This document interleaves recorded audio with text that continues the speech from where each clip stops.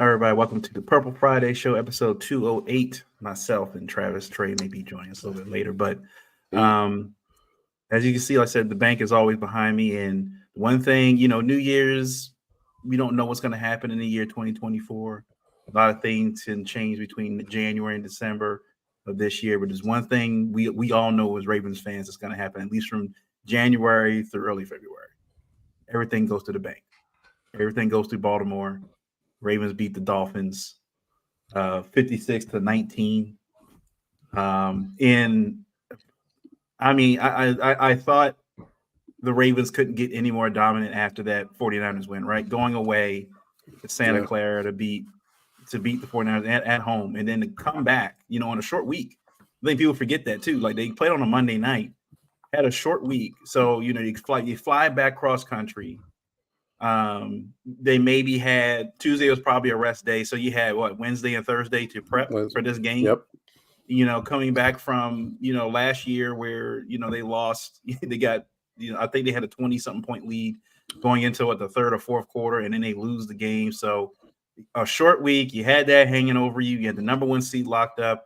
We as Ravens fans, time and time again, are like, oh no, they're going to find a way to mess this up, because we're just what we used to seeing, right? They're going to find a way to mess this up, but they didn't. Lamar put on probably a show. I think that was the 2019 season where they played the Dolphins in Miami, and Lamar, I think, threw for like 3 or 4 touchdowns in that game. I think Marquise Brown caught like a couple in that game, but that was like earlier on, in the season in 2019. But to do that in week 17 against Miami Dolphins for the number one seed, because we know, I think if we lose, we still a chance we get the number one seed by beating Pittsburgh the next week. But that leaves it open for the Dolphins to also get the number one seed, because if we won out and they won, they would get the tiebreaker and get the number one seed.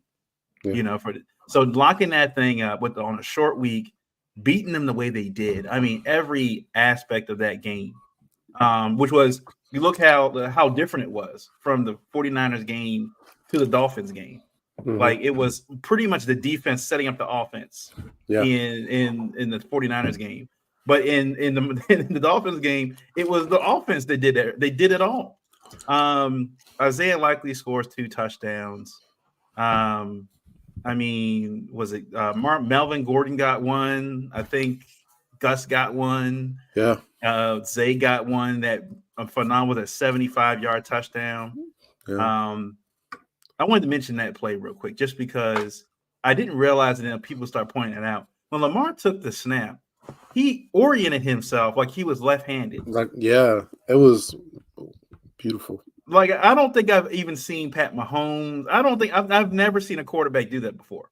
He oriented himself like he was left-handed, and it worked, because they said, if you look at, I think, the All-22, everybody moved to the left side of that side of the field, just enough time for Zay to just run down the field on the side, and Lamar turns himself back, orients himself, bam. 40 yards to him, and then Zay takes it the rest of the field, waits the rest of the way upfield. And that, again, shows you how we've been waiting for this, right? For Zay open field. He gets it back in the middle of the field. He has 2 guys he has to beat, shakes one off, and just outruns the other guy towards the end zone. The other great play, I think, that Monken drew up was the 2 touchdowns, the one to Ricard and the one to Likely. It was the same play. It was just 2 different guys, based on where they were on the line of scrimmage, where they kind of look like they're blocking. They need to kind of sneak underneath, wide open. Pat Ricard and Isaiah Likely do the same play, and they ran it both times, and it worked to perfection. Yeah. Look, I'll give all the credit in the world to especially Mike McDonald and Todd Monken for calling 2 hell of a games, back-to-back weeks against the 49ers and the Dolphins. Monken definitely showed out. I mean, I don't think he left anything on the table. Nothing on the table with that. And it was just, Lamar. Richard Sherman, that Monday? A Tuesday after the 49ers game was like, well, Lamar only has 24 touchdowns or whatever, 19 touchdowns or something. He doesn't have the numbers to do it. And Lamar's like, I'm just going to put this 5 touchdown performance up real quick. 300 yards. I think he was 1 point off of a perfect passer rating. Yeah, and then the defense, after the first drive, giving up a touchdown to A-Chain, it looked like they were like they're not going to handle the outside run. They're going to get burnt. They did a phenomenal job blocking that up, making adjustments, considering they didn't have Stevens or Kyle Hamilton out there. And then throughout periods of the game, Millette goes down and gets hurt. I think Darby gets hurt at some point, and yeah, it like they had skeleton crew out there in secondary, but they did a great job.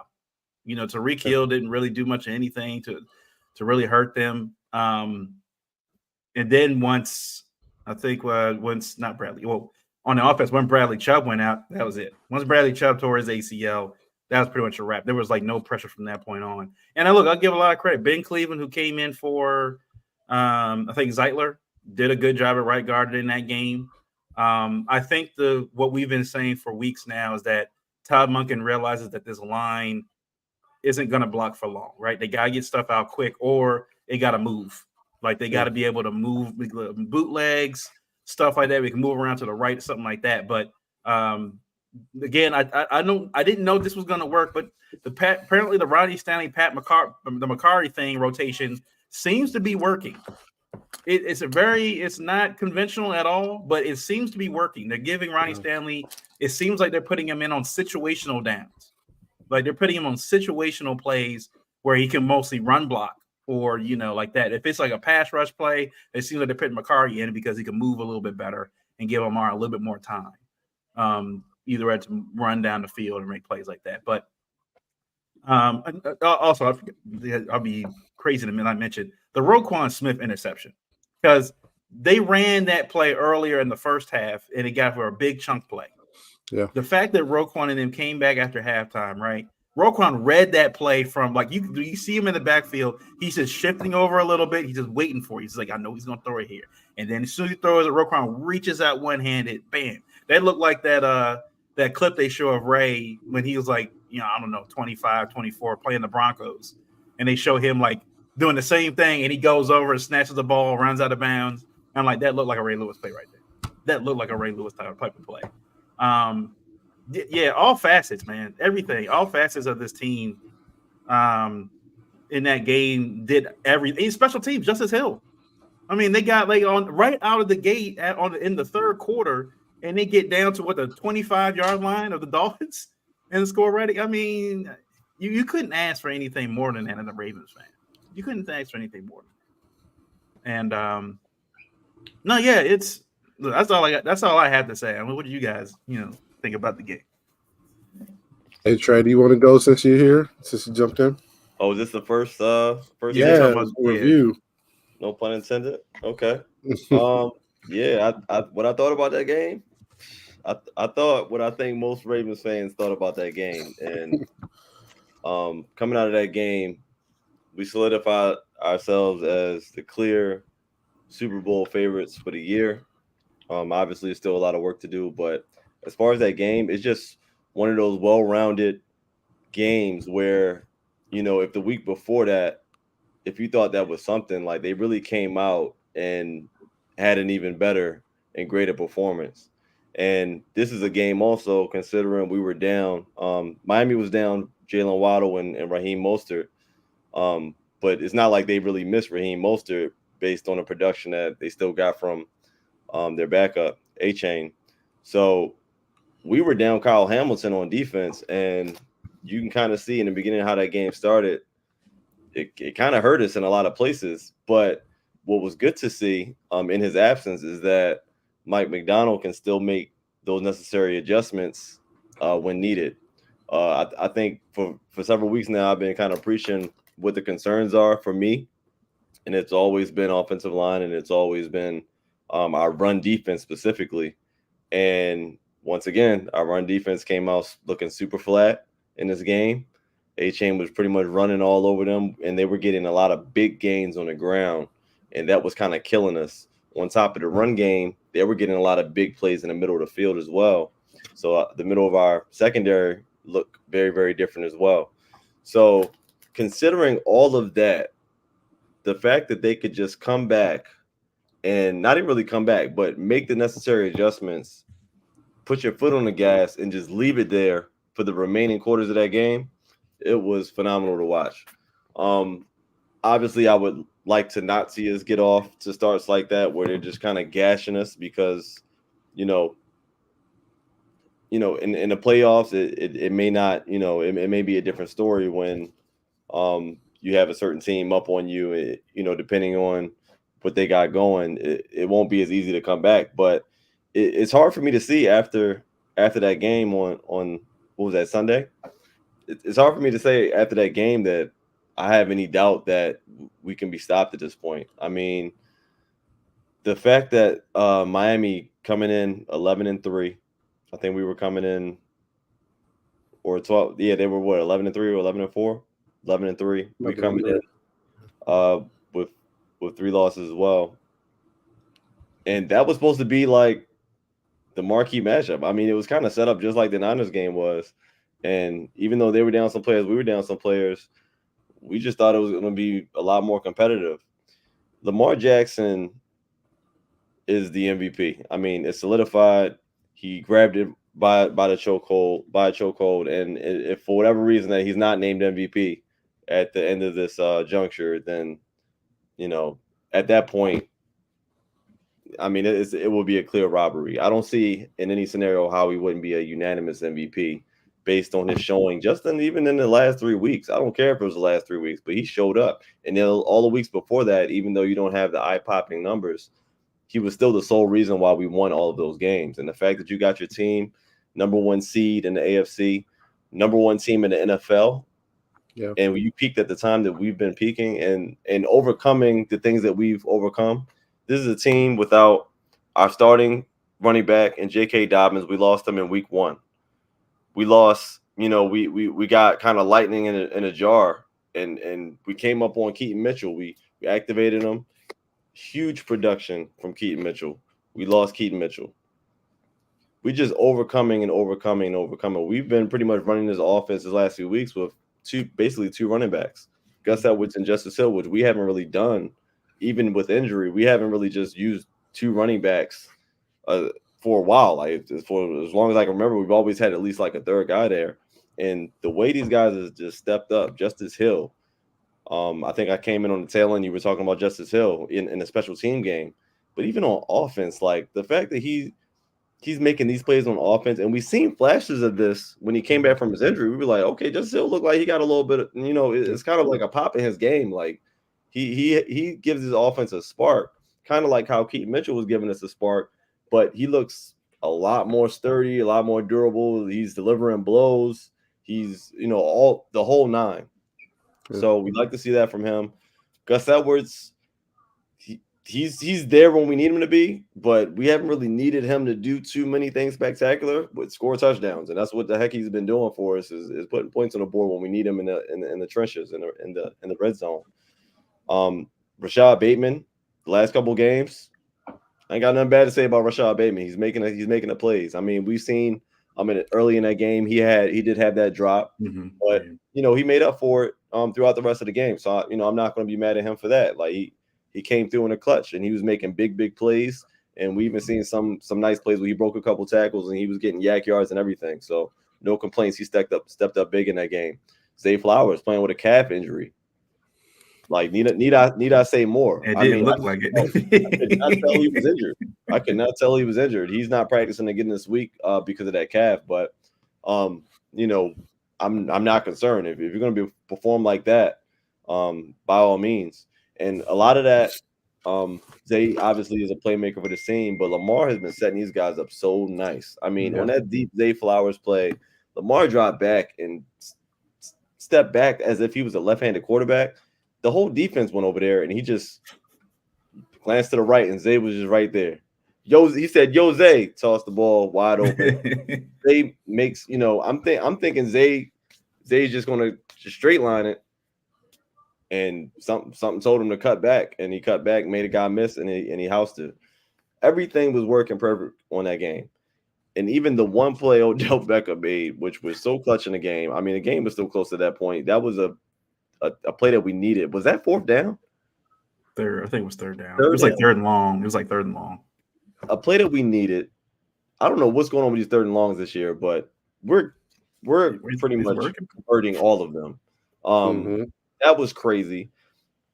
Odell just being Odell. Just we don't need a ton of production from Odell. We just need him to make the plays that matter, and that's all he's been doing these last few games. And also damn, what was the other clutch play? I think 4th and 7. I was, you know what? I usually I'm like, what are you doing? But I was like, you know what? I'm gonna let them cook because I mean, it's not like Miami's showing us too much. It seems like they're kind of adjusting a little bit. But 4th and 7, that was a ballsy call from Harbaugh right there. I'm not mad at it. And the fact that Lamar, that play he made a little bit under pressure, because they sent a couple guys at him, and to make that throw where only Isaiah Likely could get that, and for Isaiah Likely to clutch that with one hand, and not only just make the amazing grab because we got the first down. We've had players in our offense in the past that will get the first down and we'll go down. Nah, he had 6 points in his head the whole time, and all we thinking on the couch is, oh my God, he got the first down. Cool. Right. Oh, okay, he's still on it. Yeah. And he's making plays. Like everyone's making plays. Isaiah Likely, I think, had 2 touchdowns in that game. He scored again on the wide open play, which was Todd Monken drew it up so perfectly. Just no man's land. We just had Miami in no man's land. It was great to see. I had us winning this game. I did not have us doing this. I think I did have a pretty high score. I can't remember what my score was, but I think I still had 30 or 40. But I think I gave them maybe 20 or something. I can't remember what this prediction was. But the fact that they ran it up on them like that, that's the second time in like 3 years or so that we've run it up on Miami. One was in their house. This time it's in our house. And boy, was it that much sweeter in our house. And the way Lamar did that, putting up kind of similar numbers than he had that in that week 1 game we had those a few years ago, MVP season. Like he couldn't have played a better game. And it almost looks easy. And I'd be remiss to not give the offensive line credit because Kevin Zeitler was out. Ben Cleveland stepped up. He had a little bit of help from Linderbaum, obviously, throughout the game, but he blocked his tail off. That whole line blocked their tail off. Lamar really – this has been a couple of weeks now where it's like if you're going to let him sit back and do that, this is what you're going to get. And now I feel like people need to start seeing, like, listen, when Lamar gets what all these other quarterbacks get, he's lethal. He's lethal. And when he doesn't get that, he still makes plays, but it's just a little bit harder. But he's still going to be a baller anyway. He's still going to make those plays, whether, he got a clean pocket or if he got to do it on his own. And that's just all I got to say. I mean, from the no Marlon Humphrey, like it's just so many things I can say about that game and how it rounded out. Ronald Darby stepped in that role, did his thing. I don't, pretty much for the most part, a clean game. Arthur Millette, he had a bad game a couple of weeks ago, I think, but off a couple of plays. But he stepped up. He made some good plays. Our linebacker still balling. Patrick Queen, getting roughed up, but he's just playing through injuries. He's not coming off the field in his contract year. I'm telling you. It's been multiple games now where he's been like, cannot come off. I'm not coming off this field. A part of that is his contract, and a part of that is because he's lining up next to Roquan Smith, who's been, probably one of the best leaders we've had since Ray Lewis, obviously, in that locker room. Roquan finally got that interception, and he wanted to house it. He wanted it. Yeah, he wanted it. It's just we're seeing the energy now where the Ravens are making the plays when they have to make the plays. Yeah. They're doing it for a bigger reason. You can tell in these games we're not doing this to just to beat you guys. We're making a statement weekly at this point, and we're just putting people on notice of where we're headed, and that's exactly what it looks like.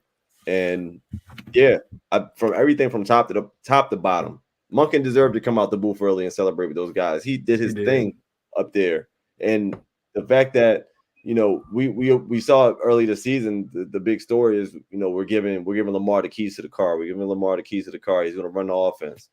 He's running the hell out of the offense. I mean, I wouldn't be surprised if we've seen a game where we ran like 5 times or something. Like they're just letting him do what he does, and I'm 1,000% here for it. So good win for the Ravens. I'm just hoping we keep the juice. I think we will, because I think the leadership in that building is A1, top notch. You can just see it. Everybody's, either showing leadership vocally or they're showing leadership through their play. I just hope we keep this energy because I know Lamar is sitting out against the Steelers game, and we're going to have a bye week after that. So, there will be lessons learned because, we've been in this scenario before, but definitely hope they've learned from that, keep that juice going, and just looking forward to seeing what's next, man. That was an amazing game. Man. I got to attend this game. Right, I got a there, nice little view. I'm gonna say this. I've never seen a Ravens team this locked in since 2000. I don't even care about the Super Bowl team. Like, this team is locked in a way that I just have not seen in such a long time. There's no antics. No, there are antics. There's no loss of focus. There's no distractions. The past two games, they have been completely zoned out and have blacked out in the way they played. They're focused. And I think all season we've seen this team be a team that we're like, this team is good, but something is missing. Something's not clicking. So we can't see how great we can't see how great they're going to be because they're good, but they're playing down to this level of competition. They're good, but they're not executing. They're good, but they're lollygagging at the end of games. But these past 2 weeks, I have not seen a Ravens team so focused, so locked in, and with such a killer instinct. Mm-hmm. And it was great to see it, especially in person, because, early on, Miami, they went right down the field on us, right, and scored. And I'm just like, oh, no, because in my mind, I'm thinking Kyle Hamilton's out, Brandon Stevens is out. They go right down the field. They're able to move the ball at will. We come back with a strike, so I'm like, okay, this is about to be a shootout. But the defense locked in. They got physical. Tua was throwing the ball all over the place in a bad way. Tyreek Hill is dropping the balls. You started to see Dolphins receivers get a little scared out there. They were pulling up on routes. Overall, it just seems like we were able to do whatever we wanted defensively after that first surge by Miami. Mm-hmm.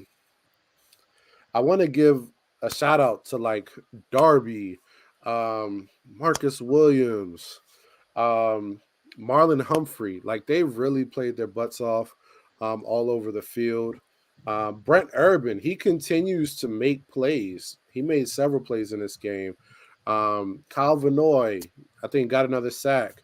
Roquan, like you all said, that interception was so crazy. One-handed, he read it all the way through. And to be honest, he was getting close to making a lot of them. Like, because there were like two other passes where he was just inches away from grabbing that thing. Mm-hmm. Pause. He was reading it. Yeah, he was reading it, and then he finally got one. Yeah. So defensively, it was just great to see them just lock down and dominate, because this is the number one offense in the NFL. We had the number 2 offense last week. We had the number 1 offense this past weekend, and we were able to keep both of them under 20 points. It's When's crazy. the last time you've seen that? So, man, kudos to Mike McDonald. Man, Mike McDonald, somebody's going to be paying you soon. Keep that man here. It better be the Ravens. He's going to get paid $10+ million. We better keep him. Harbaugh retire after this year. Right. Offensively, they said my man's not quarterbacky enough. And then he comes out and goes 18 for 21. That's what's crazy. He 5 touchdowns on 21 passes. 5 touchdowns. Perfect quarter. He gave you a perfect game after you said he wasn't quarterbacky enough. I'm going to say this. Lamar is just messing around. Lamar has more in his bag than we know. Because if you notice, he brings out something new every week. Like, I think in the 49ers game, it was a new arm angle. I think in the Rams, was it the Rams game? Who do we have before the 49ers? It was the Rams, right? Yeah. There was like a new arm angle that game. Like, he was just turning and throwing that thing. And then, in this game, being able to pretend you're left-handed, which is insane when you think about the fact that the defense should know you're right-handed. Right. That way, you shift them, and then come back and throw a dart. Like, Jose. I would say that had a lot to do with Zay being so wide open. So Oh, and Eli Apple covering him too. That helped. Yeah, I mean, That helped a lot. Eli, me Eli's and Eli trash. Apple have the same coverage rating. So, but man, but the throw was great on that too. I mean, Yeah, well, Lamar was so accurate. He was making every throw easy. The RPO game was hitting. We ran the ball pretty decent. We could just do whatever we want. And to speak to the rotation, I mean, I think Miles, you brought it up. That rotation, I think we have brought something that could probably revolutionize offensive line play. Like nobody's Makari, doing this. it's working. I don't think the league's gonna hate. I think the league's gonna hate that. The offensive linemen gonna hate that. That's gonna affect their contracts and stuff. Yeah, If they start subbing out linemen. That's how the game evolves, right? But you're right. They look super fresh. Especially when you have injury-prone older linemen. This keeps them fresh down the stretch. I mean, offensive linemen by committee. It started here first. But it's working, and we've seen a huge jump in our offensive line play. I mean, we were looking like one of the worst offensive lines in the league at the beginning of the season, and now we're looking like one of the best. So, I mean, what innovation by Todd Monken and what's our offensive line coach's name? Joe Alexandriosa, something. Yeah, don't kill me. It's something right. Italian. Yeah, it's something Italian. But I just think that they were able to come up with this, and they were able to take the parts they have and create a strategy around it. So I think that was just so awesome. Justice Hill. I mean, the man went in the doghouse when Keaton Mitchell came. He started out as the number one back when the season started, and then became number 3. And then he came back and he ran the ball well with the limited carries. But as a receiver and a kick returner, he just made play after play on Sunday. To be honest, he set the tone for both halves. I mean, he was great on the wheel routes. And I mean, we threw the wheel route, what, 3 or 4 times? Yeah. I mean, at least twice, because they missed on the first one. Man, I think it was a holding call. We got a 30 on one, Yeah, it had to be 3 because we missed on 1, but we caught 2, and one of them was the touchdown. Mm-hmm. So crazy, man. Look, they're doing everything we told them to do. I mean, I think we're the true offensive coordinator for the Ravens. They're doing everything we told them to do, and it's working. It's there. It's been there every single week. The wheel route, and they're doing it. They're doing it. Big shout out to Isaiah Likely. I mean, the man has stepped up. And I don't know what we're gonna do next year with Likely and Andrews. There's not enough receptions to go around, especially at the tight end position. But I think we need to find a way to use them or trade bait. I don't want the latter, but we need to figure out a way to use both of them. Trade bait for who? Right. Trade who? Trade bait for who? Oh, you trade Andrews for picks. Trade Likely for picks. I'm just clarifying which tight end because our defense, could take a lot of hits in free agency. So, I mean, picks are always good to have. But I'm just saying, if we're not able to figure out how to use both of them in this offense, I mean, that's going to be great trade bait, and Likely. But I mean, kudos to him. He just stepped up big time. I mean, he was missing in action. They were not using him at all. And now he's become a true focal point of our offense. He's really making everything go because he's opening up that middle of the field. That allows us to be able to run that wheel route. He's making key plays in the red zone. I mean, I don't have enough good things to say about the man. I mean, Rashad Bateman, I was mad at that first catch. I mean, listen, I have Rashad Bateman as having less than 2 receptions or less than 3 receptions. And when they came out throwing that deep ball to him, I was like, all right, I see what this is going to be today. I mean, he dropped that early one, but he came back strong. It was just a full team up. I mean, Odell, that catch on the sideline.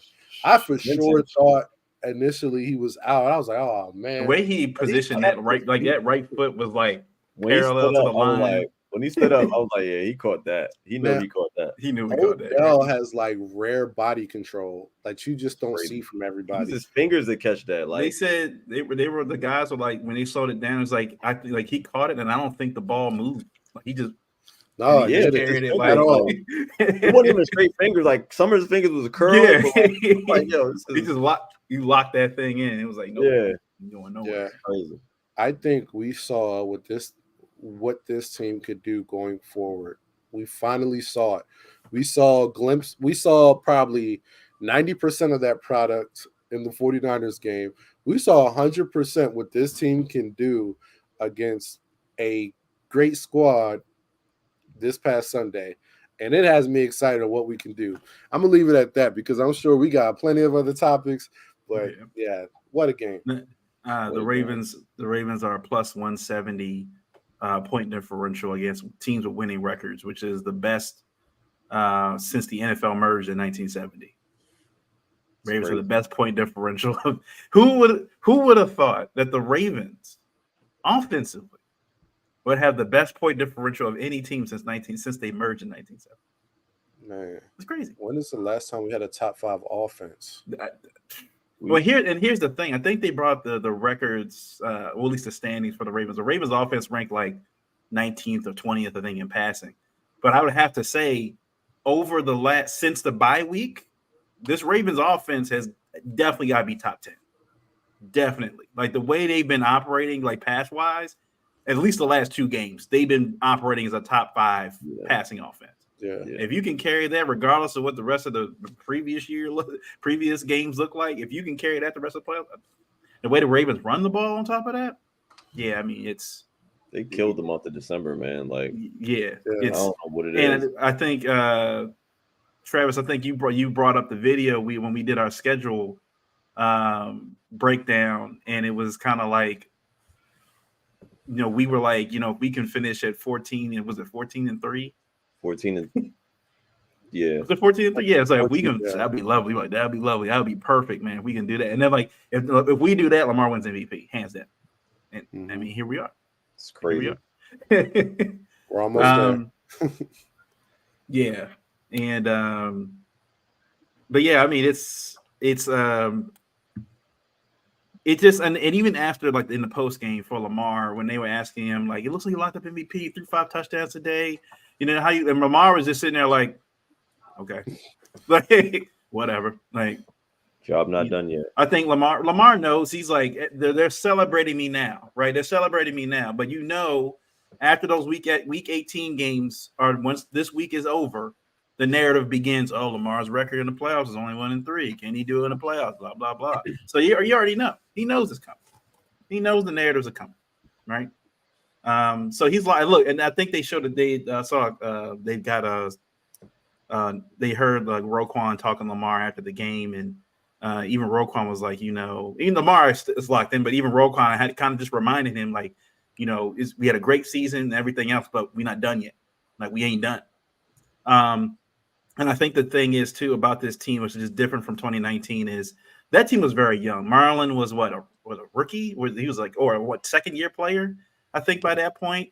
Lamar was in his first year starting. You didn't have Roquan on this team. You didn't have Kyle Van Noy, who's won a championship. Odell, who's won a championship with the Rams. I think having those guys in the locker room does help. Guys that have been there definitely have helped. And look, just remembering the guys that were there in 2019, they remember what it felt like having this record and squandering it away, against the Titans that year. So they remember how this is. I've heard a lot of these fans on the radio and stuff and on Twitter complain about, man, I wish we got a wild card, or we were underdogs, or what this and that, because I just don't feel like if we have the bye week, we're gonna mess up again. And I'm like, we gotta start having that mindset as fans. Like the Chiefs go in besides this year, winning every year with the bye week. They didn't phase them. It hasn't phased the 49ers. Like you got to go in with expectations of, even with the bye week, it's like we're going to keep ourselves prepared. And look, I know we've been getting on Harbaugh all years before that, but I'll give him a lot of credit. Since this bye week, especially after that Rams game, the coaches, everybody, I think is in the zone right now. Everybody is.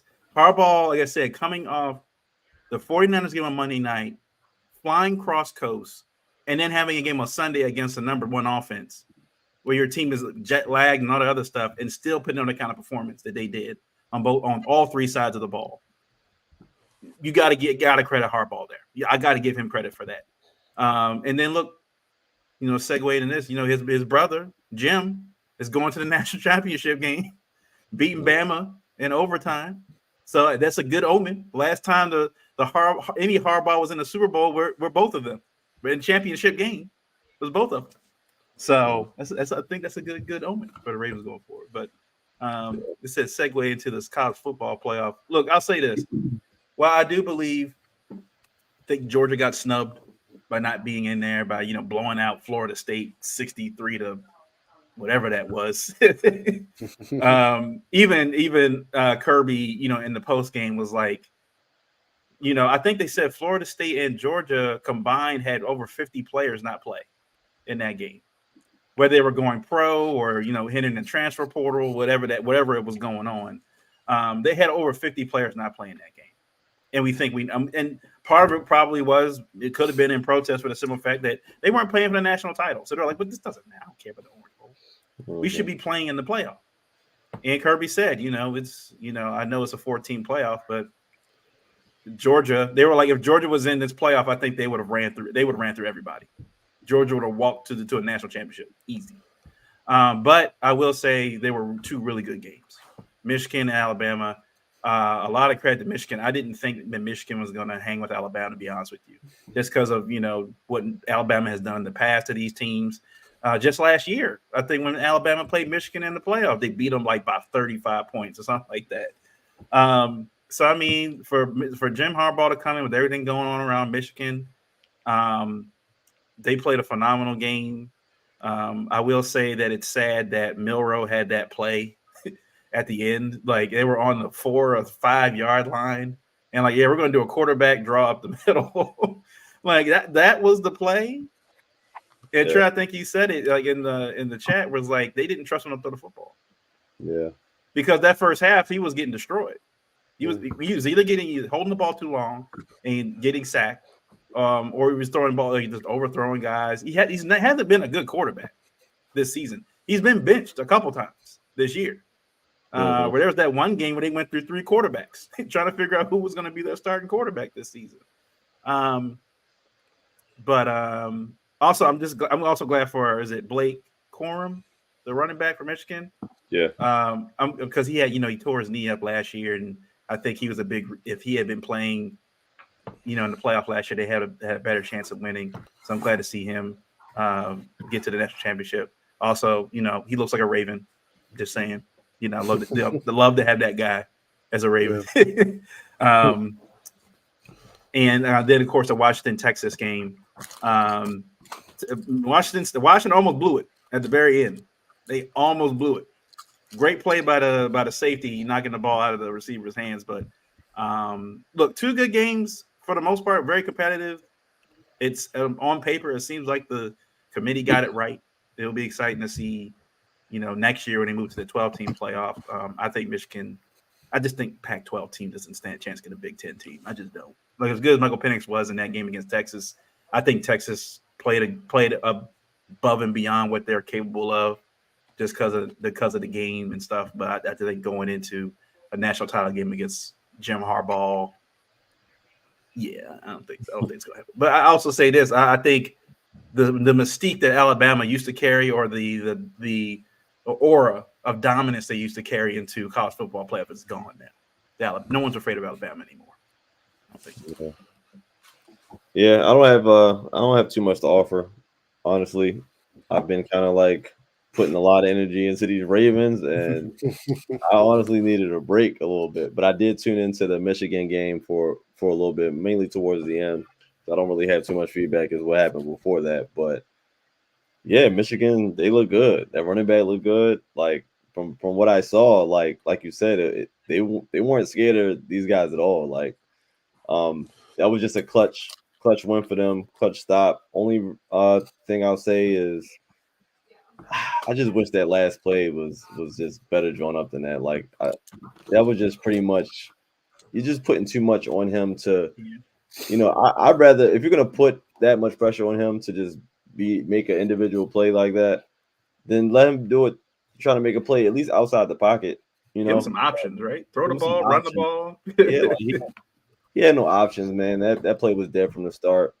Um, but yeah, good game. It's kind of nice to see a powerhouse like Alabama kind of get pushed to the side a little bit, and yeah, I'm all with it. I mean, the fact that Jim Harbaugh, like you said, is kind of a good omen that he's headed to the championship now. He got that W, and in light of Ravens clinching first seed that same weekend, I'll take it. I'll take it. But yeah, I don't have much to say about it. I didn't really tune too much into the college scene this weekend. Man, I spent my whole New Year's Day watching this stuff, man. I'll give you a fun fact. I was on a Discord. I was in a Discord group with a couple of my guys from college that they coach high school football, and one of the guys is a distant cousin of Blake Corum. So I had definitely an invested interest in Michigan because of that. Um, so watching that game, it should not have been close. Michigan, Alabama. Mhm.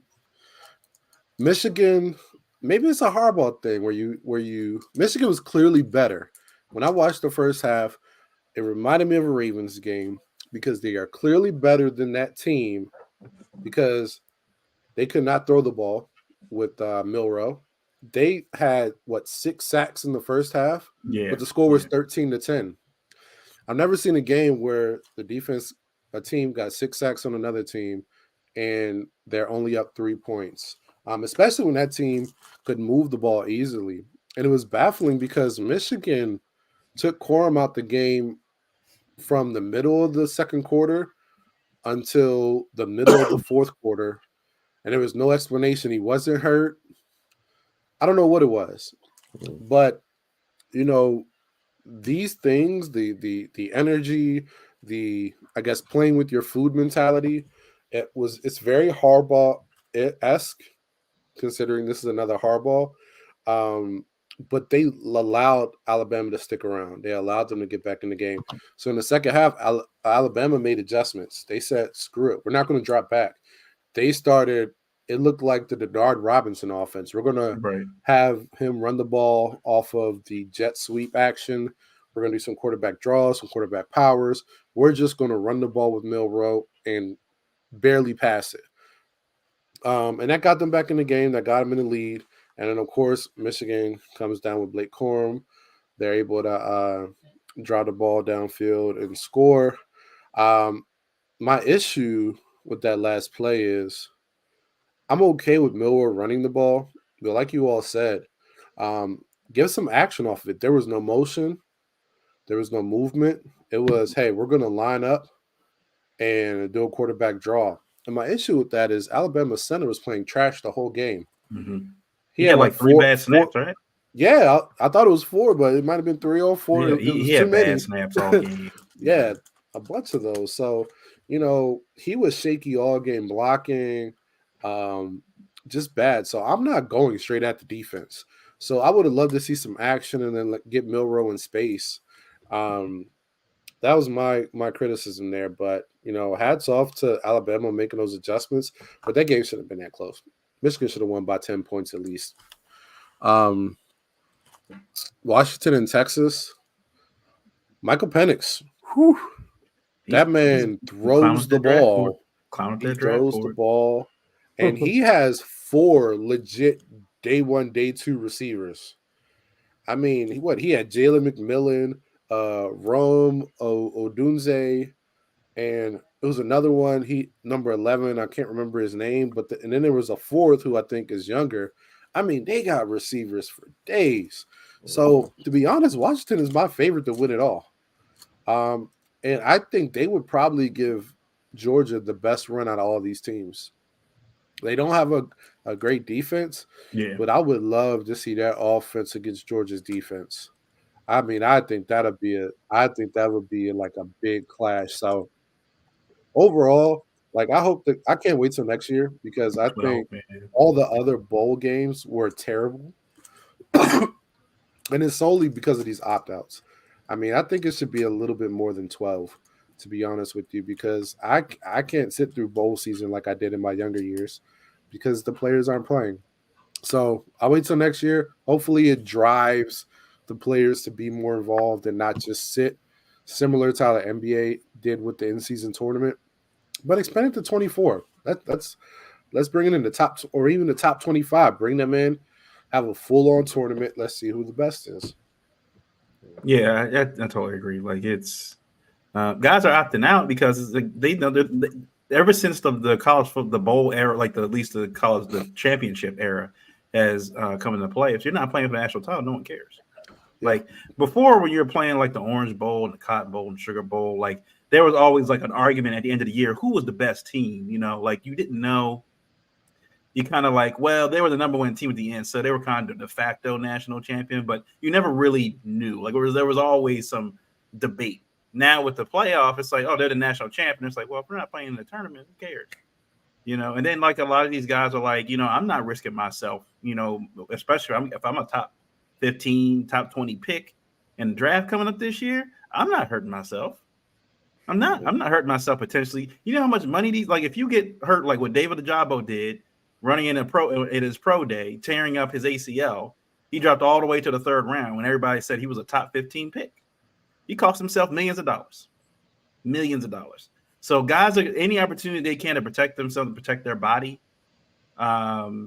Especially considering, you know, I'm tired of these media people getting on the players for sitting out and they're like, what happened to school loyalty? You know, what happened to them, you know, being pride of playing in these bowl games? Like there was pride playing in the bowl games when there was like 10 of them, right?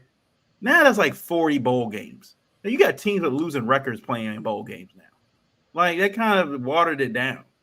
And I'm tired of the loyalty, you know, crap that they always give these players and stuff. When these college football coaches come in, yeah, you know, I'm gonna be here for the long haul, right? And then 2 years later, they're gone. They sign a multi-million-dollar contract with another school, knowing they recruited two or three recruiting classes coming there to play football for them, and they leave town. Where's the loyalty? The college coaches do it all the time, so I have no problem with the players doing it. I will say they brought up a good point on like the shows and stuff about the transfer portal schedule needs to change. It can't be like right after the regular season's over. It has to be you got to at least wait until the bowl games are over, then you can hit the transfer portal because that's part of this too. Guys are hitting the transfer portal and no longer playing there. I think what was it? Not Florida State's. It was not Jordan Travis. It was it Texas? It was one player. He was I think he said he didn't play because he transferred out. It was something like they went to another school. Oh, I can't remember who it was. Oh, DJ Agulele. Yeah, the one who used to play at Clemson. He transferred out, so he didn't play in the bowl game again. So it was like the guy was like, okay. Now I mean, for the guys going in next year, they said maybe you treat it like an exhibition game, like it's more about the guys coming in next year. Right, the guys that will be taking over for next season, what they're going to look like and stuff. You know, there's ways to do it. Like you guys, I think we talked about this before, possibly doing, you know, making the bowl games part of the playoff.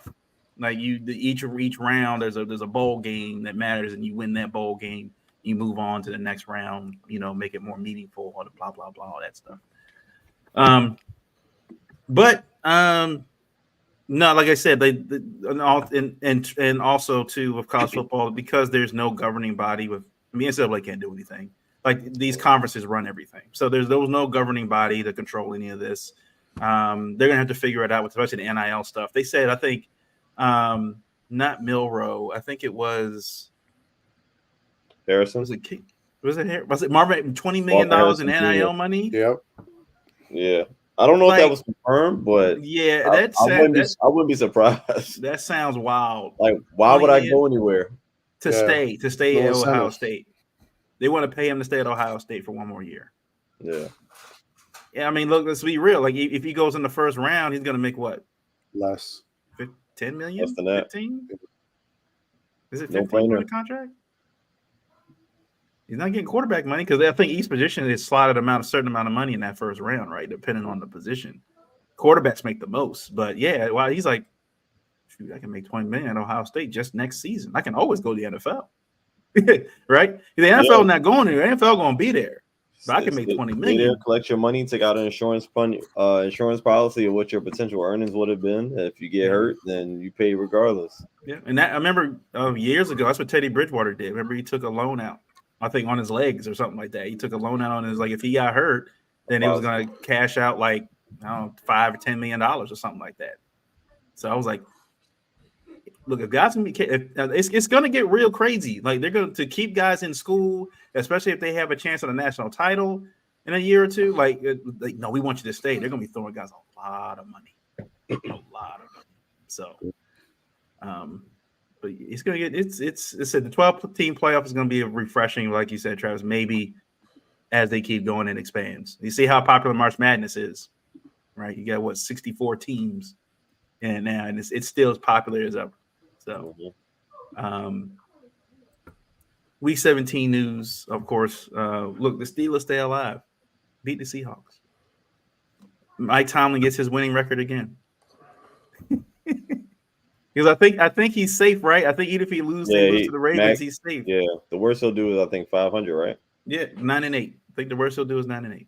Oh, okay, so yeah. Yeah, the worst he'll do is 9-8. They survive again. Mason Rudolph.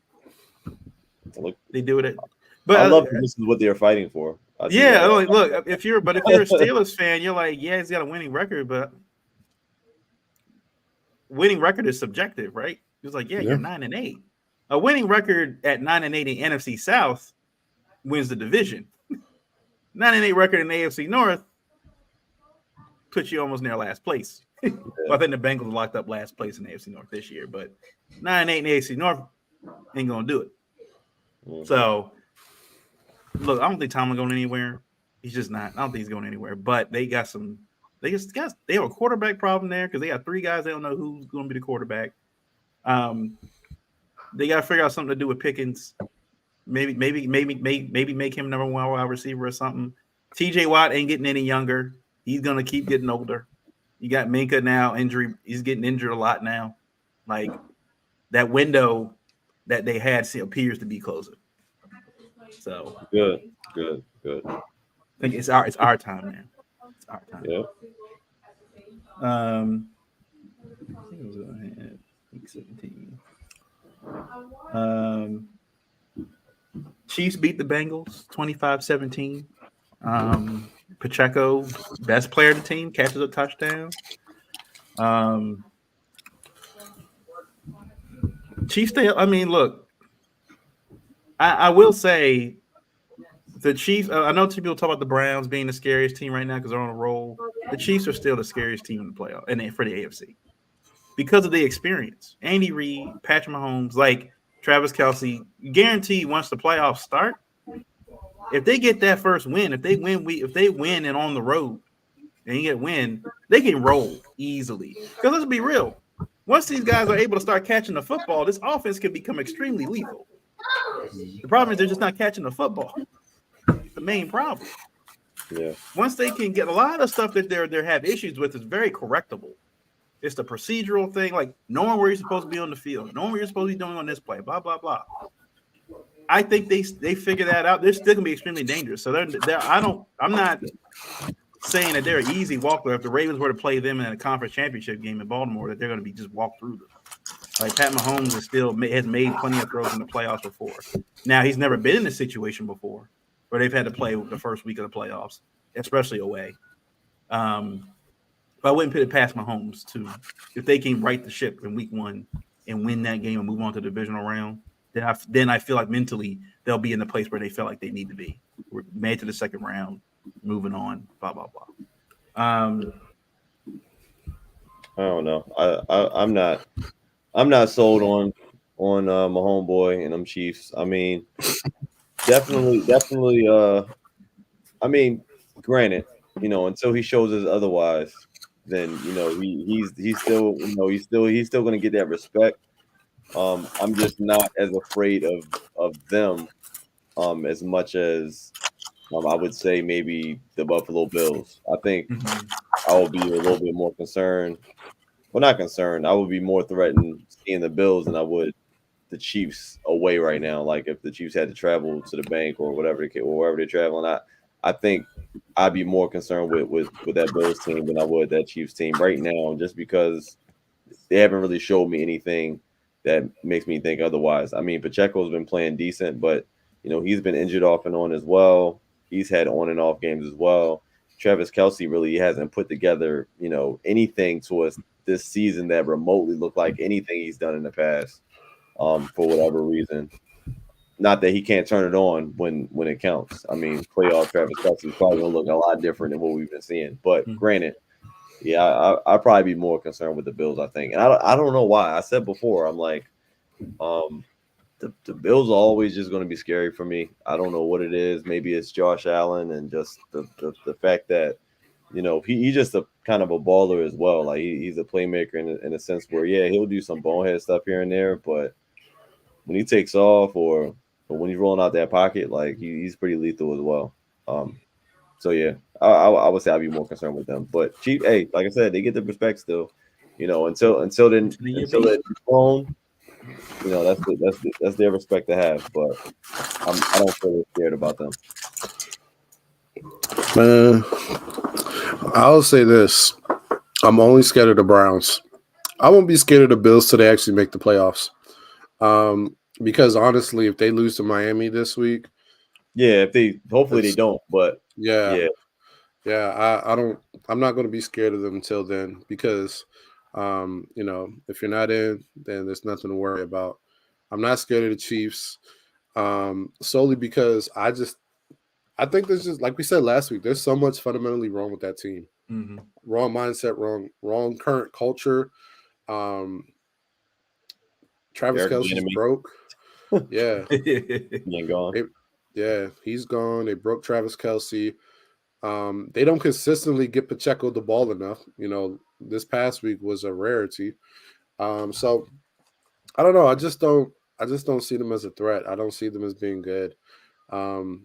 So we'll see what they do in the playoffs. I actually think they're going to lose in the wild card round. That's my thought.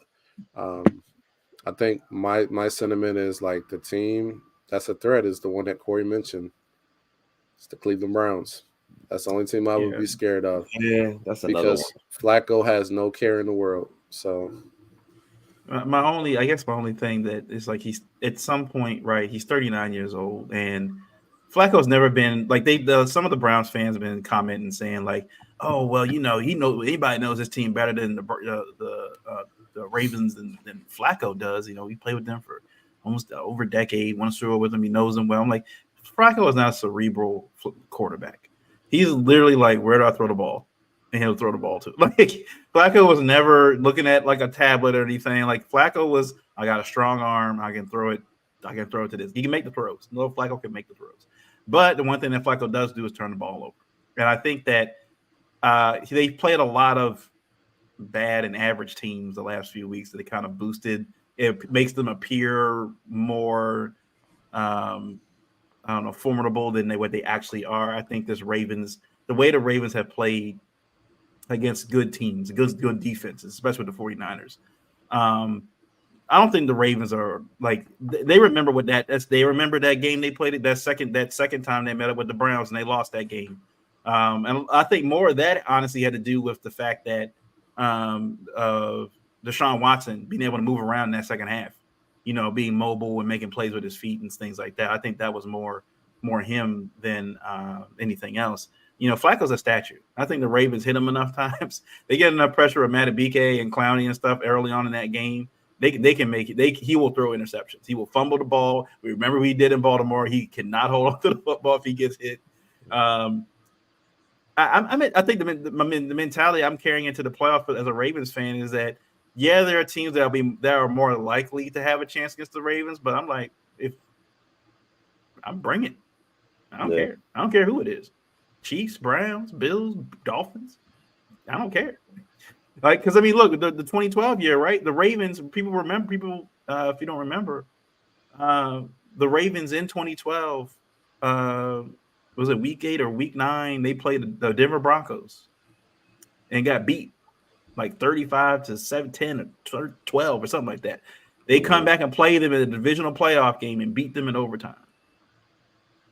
So I'm like, look, it's we and then remember in that Broncos game, they returned two kick returns for touchdowns. First time in NFL in playoff history that's ever been done. And we still beat them. Justin Tucker field goal. So I'm like, playoffs is a wild time. It's a wild place, but I think it's the mentality of the team. I think the Browns have the mentality of we're glad to be here. We didn't think we'd be here with everything that happened. We're lucky to be here. And I think the Ravens have more mentality of, nah, like, I don't care who's in front of us. I don't care if it's the Browns. I don't care if it's the Chiefs. I don't care. I don't care who it is. We try to get to Vegas. We try to get to Vegas. So, again, it's like every Super Bowl champion has a story, right? And the teams that they beat on the way to that championship. And it's always going to be the game or two. And the Ravens in that Super Bowl in 2012 they had a couple stories. Ray's last game at home, against the Colts, and they win that game.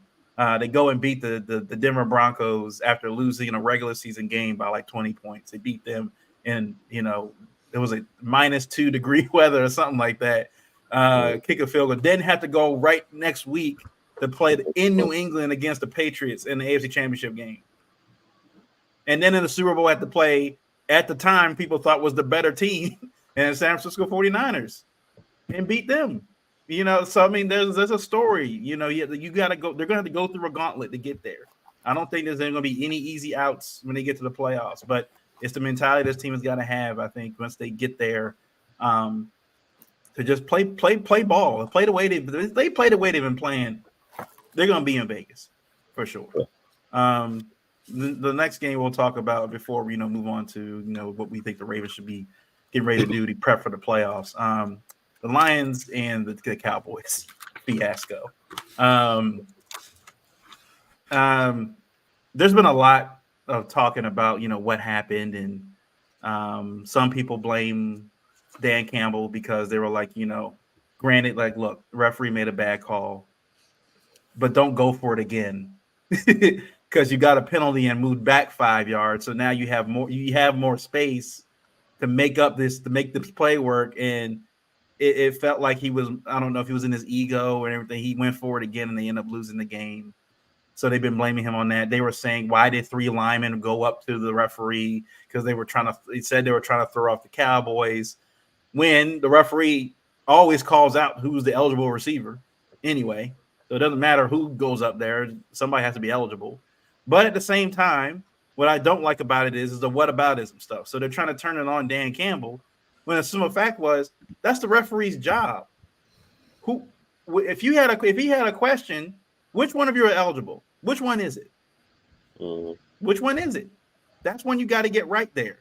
Knowing the gravity of the game, right? I don't know if they have these meetings and stuff when they go in, especially this time of year, right? Knowing like, look, whoever wins this game is going to likely get the number 2 seed. Like, that's what was at stake.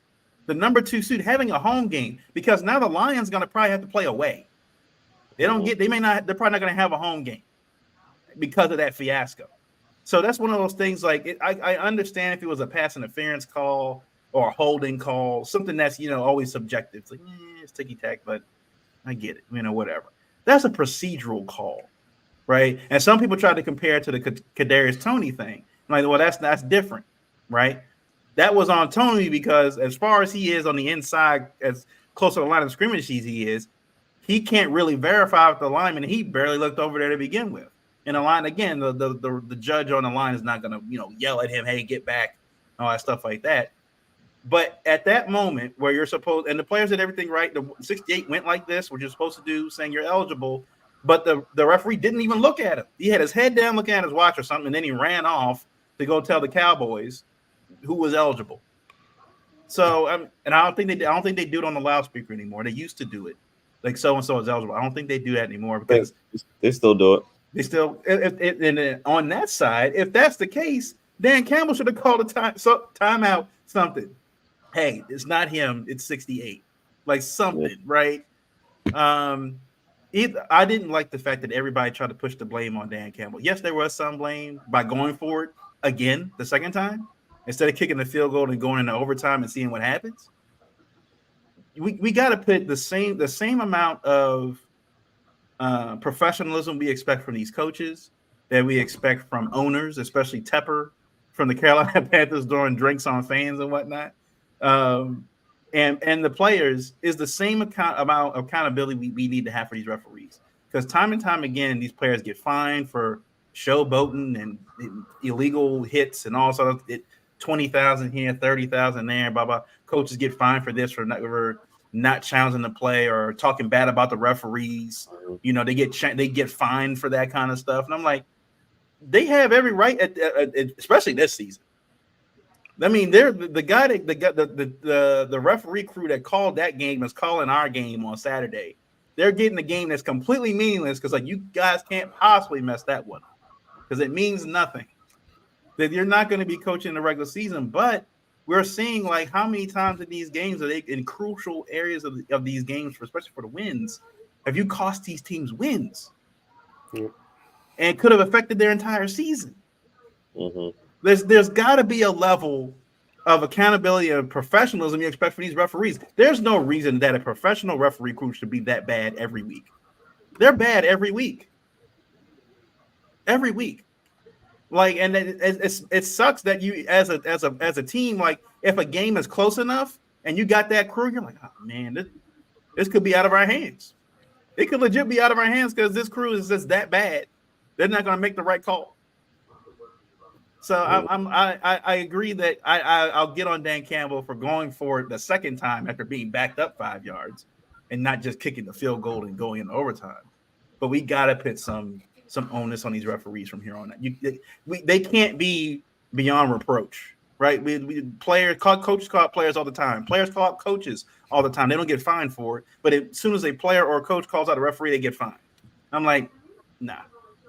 This guy, you got to put a better product on that field. And I'm glad they're not going to be refereeing any playoff games because if they were, man. Yeah,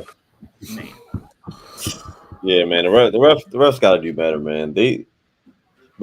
Listen, Dan Campbell gotta kick the extra point at least on the second. You're back 5 yards. So what he's on a 7-yard line? He was on a 7. Yeah, well out of that. You gotta keep the extra point, and then you were awarded the other opportunity. You made it the second time, so you're thinking like, oh, okay, like we can do this again. That's not an easy thing to do. Especially a 2-point conversion that you have to have. You got to do better. However, like you said, the refs got to be held accountable. If the refs were doing their job, then Campbell wouldn't have had the opportunity of being stupid in the first place. And that's really what it all comes down to. The guy clearly signaled for that he was eligible. Like I said, they do announce on a loudspeaker. However, I don't know how consistent they are. It could be one of those things where like they do call offsides on the offense, but maybe not every time. I don't know how often it happens, but all play calls don't. It doesn't require for certain guys to report eligible and stuff like that. So I don't know if it's happening 100% of the time like it should be, but I'm sure that's something they're going to look at and make sure that it is happening going forward. But yeah, that's on the ref's job. And as far as accountability, what does that look like? Well, to me, just giving them a trash game to officiate, to me, that's not really a good enough punishment. Like, what are you saying? It's still a national game. It's still, right. You're still refereeing a game. It's just the pick of the litter. Like, it is what it is. I think, and I don't want to put targets on referees' backs, but how do you, I'm sure they do this in-house, but they should probably be a little bit more transparent about the statistics of the referees. I mean, how many bad calls did you have this week? How many good calls did you have this week? What's your percentage? What's your QBR as a referee? Right, like, right. How many good out of the 20 calls this crew made? How many of those calls were on the money, and how many of those calls were not on the money or egregious? It's just it is what it is. As far as like finding them and stuff like that, I'm not going to say that's fair because I don't really know what the salaries are of these referees. They're not making what these players are making. So I'm not going to say we need to be docking it. That's just not realistic for, just to say that you should be getting fined at your job. I know damn well if I was getting fined at my job, I wouldn't be at my job. So I'm not going to say they should be getting paid doc, right. But accountability has to look like more than just, you make a bad call and we give you a crappy game the next week. I mean, maybe a suspension or even a suspension with pay. I don't know what that looks like. Or I guess I don't know how that. Also, don't know how it worked when it comes to yes, they made a bad call that dictated a whole game, which ruined whatever happened in Vegas, whatever happened with the seeding, all of that stuff. Okay, so you gave them the Ravens Steelers game coming up Saturday because it's a meaningless game for Baltimore. But what happens after that? Is that the punishment? Are this crew going to be refereeing playoff games? Because to me, what have you taught at that point? Like what has been learned? Are they going to referee the Ravens Steelers game and do an amazing job, and now they're back Right. refereeing a wild card weekend? I don't know. I don't know what it looks like. But it is what it is. I mean, at the end of the day, referees have a ton of pressure, especially this season because it has not looked good across the board. I mean, I haven't been keeping track of what ref crews, but I think at this point you kind of look on TV and you're starting to see the same guys making these calls. I'm like, yeah, the guy that wears his hat a little bit cocked to the side, that referee don't know his name. That guy is horrible. And also you got the main ref who's making the calls. You know, he's the messenger. I don't know who made that call. We don't know what they're talking about in the huddle. But at the end of the day, maybe next year, and they kind of started going towards this. Maybe they need a little bit more help from New York Yeah. and more help from the outside, just so that when they are making these decisions, especially when we're talking about under 2 minutes of games, when stuff is reviewable anyway, it's like, why are we just not in some of these plays, especially a 2 point conversion? Why is maybe certain things should be reviewable in that case. I know it's a penalty and penalties aren't reviewable, but when we have the footage of a player walking up to a referee and doing this, you should be able to review that and say that he did it, whether you can verbally hear him say it or not. If he did the symbol, that should be good enough. And we saw him do that on the footage. So I mean, I don't know. We obviously don't want to slow the game down. We want to speed it up, but you know, football, that's not an issue in football. That's an issue with baseball and these other sports. We're trying to speed it up, but football, we don't have that issue. But yeah, they got to figure out another way of accountability. I don't know what that looks like, but just giving them a crappy game on the last game of the season, where some of these games are meaningless regardless, means nothing. There's a ton of meaningless games being played Sunday, so I don't see how that's really a punishment. Right. Right. Yeah, I mean the referee thing does need to be fixed, and I think this is the first time we've seen public accountability for the refs that I can think of, um, and it's just egregious. I mean, what was it? 4 games they've had At least four. a Yeah. hand in the outcome, Mhm. so it's totally unacceptable. I mean, the players have been complaining for like since the has it been since the lockout or since the pandemic? Since About they the had refs. since they had the lockout, since they've had the replacement refs, and Yeah, then like a few of the older guys retired, and now like yeah, the new it's since at least 2020. yeah. Who can forget that? What was it? New Orleans and New Orleans Rams. Minnesota, or Was New it Orleans Rams? Rams? Yeah, New New Orleans Orleans Rams. Rams. The pass interference. Man, I mean, it's been bad year after year. And I agree with you all. We have like so much technology that should help us make the right call.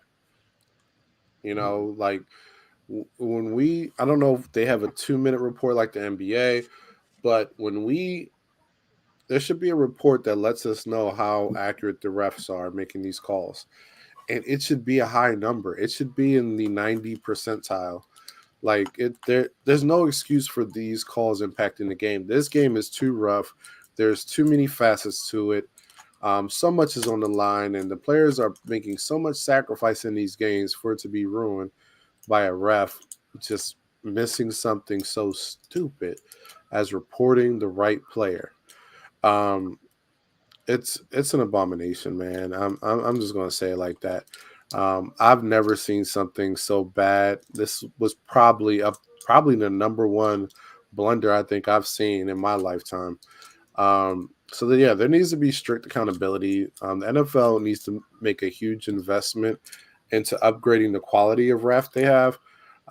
That's going to be the thing: technology and accountability and training that we need to solve this because I mean, we're not paying all this money for the streaming rights and this all 22 and Sunday ticket to us fans see a game come down to a ref's mistake.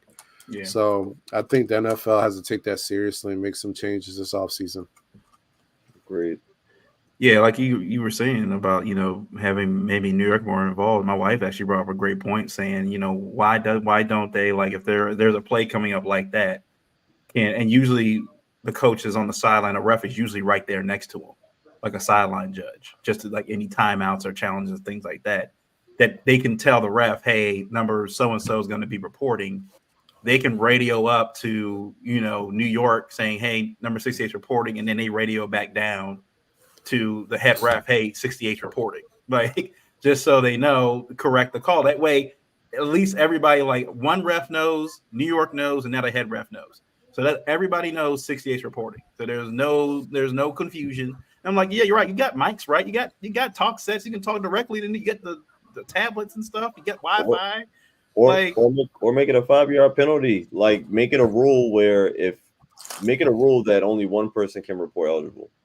Right, because they were confusion. Can two be eligible at the same time? Like, I don't know. And teams do that. They want to throw the defense off, but I mean, just eliminate that altogether. One person can report eligible, and that's that. I mean, and I hate that too, where it's like when they're trying to figure out if something is legal or not, and they're on the field huddled up like, I don't know. Like, you guys got New York. Have them go on the computer and look up the NFL rulebook real quick. Is that legal? No. Yeah. Like. They can tell you in probably 10 seconds. They probably have a tab open of the NFL rule book, and they can go highlight, yeah, that's not legal, and then go right back down. All right, let's keep this moving. This, and I think Richard Sherman brought a good point too. Is like, we're still, with all the technology we have, and we're still measuring first downs with, sticks and chains. They're like, there's got to be a better way to measure a first down than with the sticks and chain stuff. But, look, the Cowboys move on, and they're going the number 2 seed. I think if they beat the Commanders, I think the Eagles still have an opportunity. The Cowboys have to lose, which I don't see happening. But the Eagles and I probably have to go on the road. They don't look good, man. Eagles hit some hard times. Like, it's it's when I saw the score, I was like, okay, it was 21-3, I think, at halftime. I was like, okay, they got it. They're good. They're fine. And then I looked back after the Ravens game was over, and I'm like, they lost? What do you mean they lost? Then I found out they're playing at home. I was like, they're playing in Philly, and they lost to the Cardinals? With no Hollywood Brown. They lost to what's his name? Nick Sirianni loses to his, what was it, the OC? Was he the OC or the DC? John Gannon. The DC. He was a defensive coordinator. Yeah. He loses to them. There's been questions going about Nick Sirianni now at this point, because there's like, Steichen leaves, Gannon leaves. And then you have this whole debacle on the defensive side of the ball. Like, they had Matt Patricia come in and start making calls, and that hasn't worked. The offense looks completely just out of sorts right now. Like, all of a sudden, they just stopped throwing A.J. Brown the football. Julio Jones got 2 touchdowns in that game. Where's A.J. Brown? I mean, I'm glad for Julio, don't get me wrong, but I'm like, where's A.J. Brown? I had him on a ticket, too. I'm like, where's A.J. Brown? I'm like, this is – y'all start throwing A.J. Brown the football all of a sudden. DeAndre Swift doesn't get the ball half the time. Like, what's going on?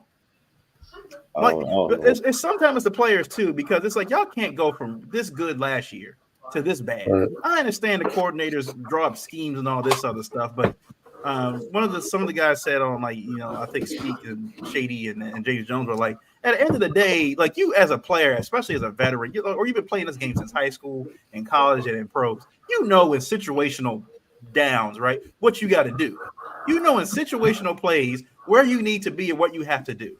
Like, that's just common sense. And it just seems like the Eagles players are like, that's just gone out the window. Like, they forgot how to play football all of a sudden. Like, we thought when they got Kenneth Byard in the trade, and then they signed they got Miles Jack, I think, off of waivers or whatever.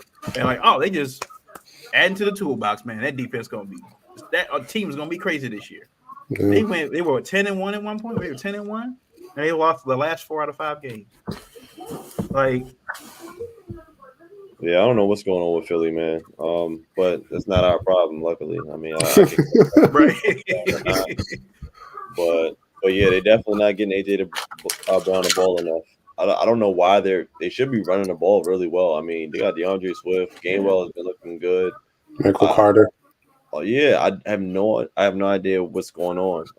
The D line is what the D line is. They got Jordan Davis, like it's Jalen Carter. Yeah, I mean, I don't understand. I don't get it. Son Reddick. Like I mean not Son Reddick. They have immense talent all over that team, and secondary has not looked good. I'll say that secondary has not looked good, and that run Like defense the 32nd in the NFL. Like they're the worst pass right. pass defense in the NFL. And they've had a pretty much kind of a bigger run defense problem than we have quietly. Like they have not looked good defensively. So and I don't know what's going on with Jalen Hurts. I mean, if it's not a push, like nothing's guaranteed. He's hurt. He's dealing with something. He's got to be because he's not even accurate like he used to be. No. Yeah. But yeah, it's they got to figure that out. I don't know what's going on. They're kind of limping their way along, but like I said, the NFC problems don't concern me right now. In February they will, but not right now. Man, the Eagles are just a shell of themselves. I mean, they let a guy that I've never heard of like catch all over their defense. What was his name? Dortch. Oh yeah, Dortch. I forgot about him. Yeah. 82 yards on him. I mean, that man was like that man was rated like in wide receiver rankings in fantasy. That man was below guys that were on the IR. That's how bad he was. That's insane. And this guy went for 82 on you. Yeah. That's crazy. Give 221 yards rushing. Yeah, it was insane. Man, they just don't have it. It's similar to the Chiefs, man. It's different with that coaching turnover. It's so different. The culture is different. The guys are playing different. That defense went downhill. They only lost, two starters, right? And it's gone downhill. Hargraves and somebody else. And it's just gone. C.J. Gardner-Johnson, right? Right. Is that it? Yeah.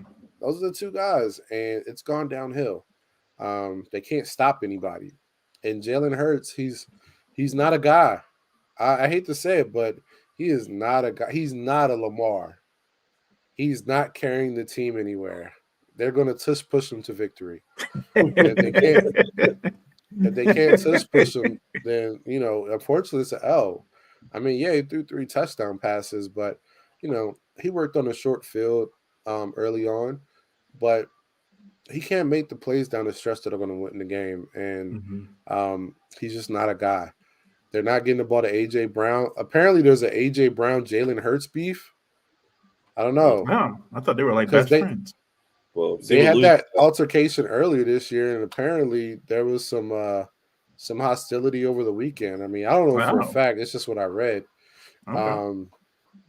There's something to be said there.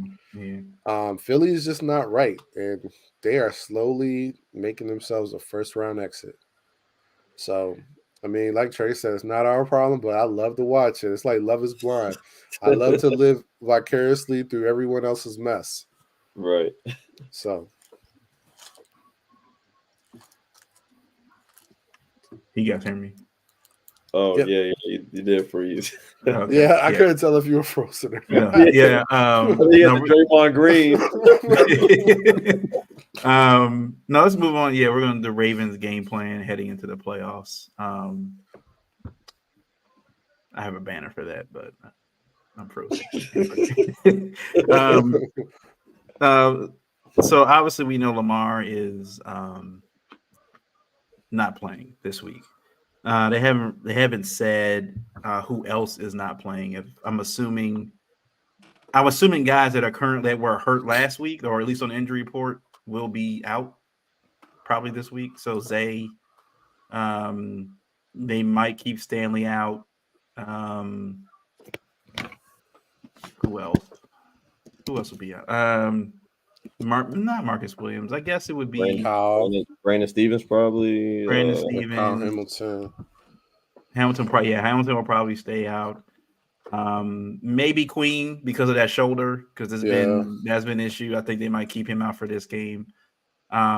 There's been some Zay Flowers back and forth about should the Ravens at least start some of these guys maybe in at least the first quarter or first half, because there's every year this comes up around the last week of the regular season, and you got the locked up and you're getting the number 1 seed.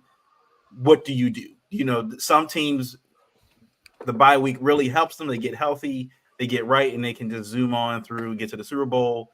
While other teams, they get the bye week and they forget how to play football all of a sudden, and they come out lethargic and blah blah blah. So, look, we as Ravens fans, we've seen this before. Again in 2019, we saw what happened to them against the Titans.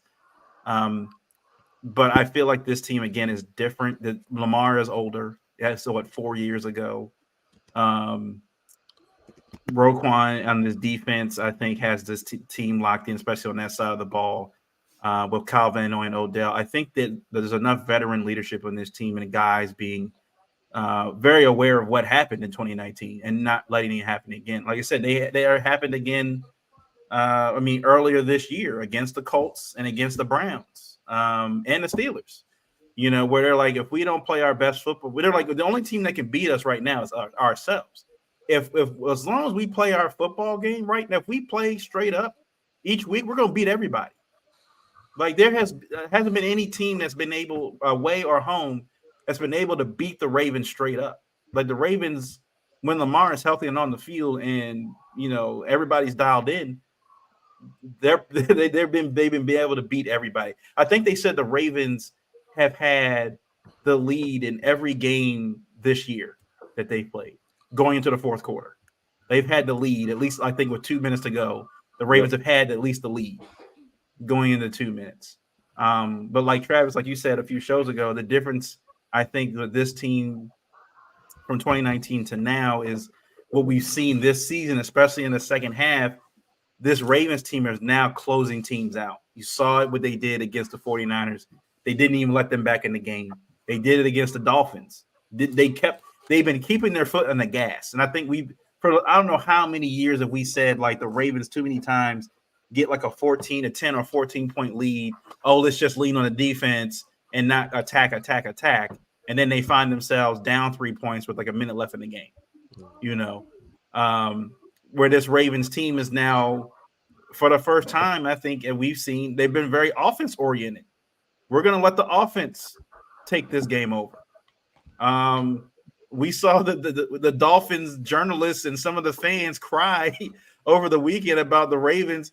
Well, why'd you guys throwing the football and you're up, 49 or 13 or whatever? Like, why y'all throwing the football? It's like, first of all, that was the backup. That was Tyler Huntley throwing the football, first of all. It was third down. Yeah, and even Mike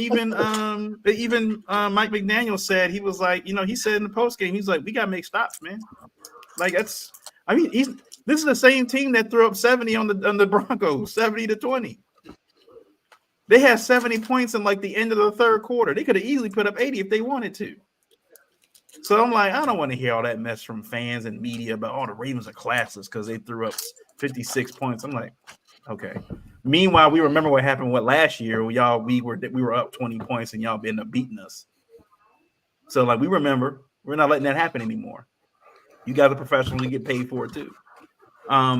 But yeah, I think that Gus and Justice Hill will probably play. They have to. The only two running backs we got on the roster. Him and Melvin Gordon. Melvin Gordon actually might play. Gus may sit out. They're gonna honestly. I think the offensive linemen need as much play as they possibly can. They need to make sure even the backup guys, Falele and all the rest of them, get right. Like they need to make sure that they're in game form. In about a week or two. I think Odell sits. I don't think Odell plays, but that means Tylan Wallace gets to play. Laquan Treadwell gets to play. So there's a few guys there. Maybe Armour Davis gets to play on the secondary side. Yeah. Stevens is probably out.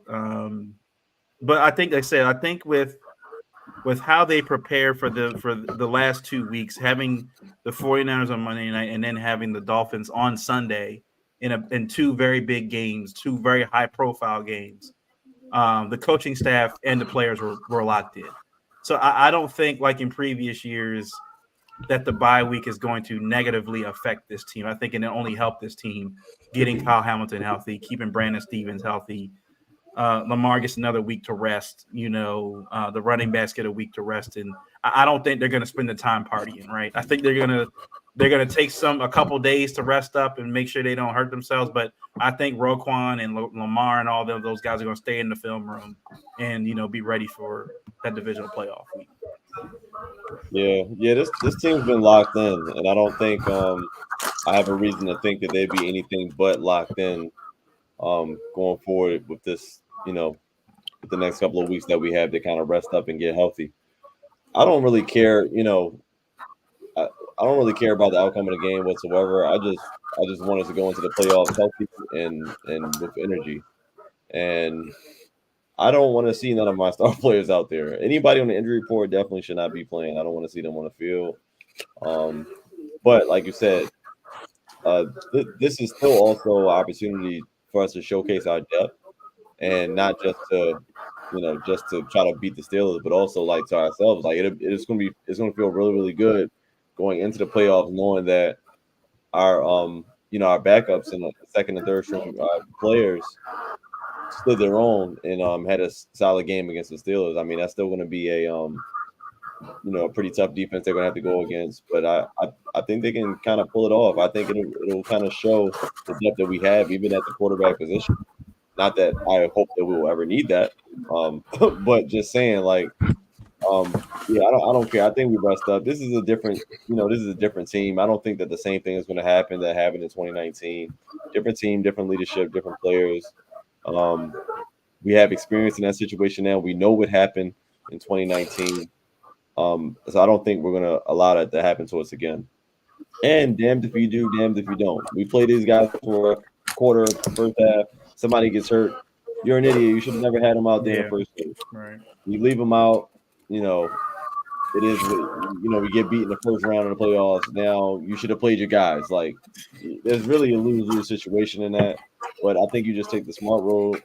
Rest these guys. Let us get fully healthy, and then our first divisional playoff game or whatever the case may be, we come just like a buzzsaw. We just right at you, fresh, healthy legs, and just going at whoever's coming to town. So, listen, it's set up nicely for you. We got home field. We got a bye week, practically 2 bye weeks, but these guys still got to suit up and play football this week because you know you can't really take football off. I mean, somebody's got to play. You can't go half speed. You'll get hurt. Like guys are going to be playing. They're going to be playing for their jobs for next year. They're going to be playing for contracts.